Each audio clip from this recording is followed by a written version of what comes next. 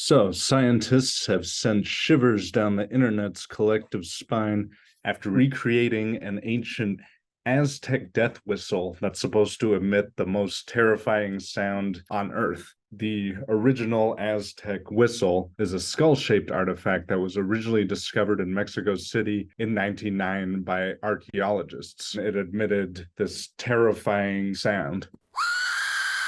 It was really unearthly. Scientists found a way to recreate this for viewers by 3D printing it. The Aztecs had actually modeled the whistle after the human larynx. So when the user actually blows into the instrument, the wind sort of divides in two and it produces these oscillating sound waves that bounce around a large chamber before leaving a second hole. So it does approximate the exact decibels and tenor of someone shrieking for their life.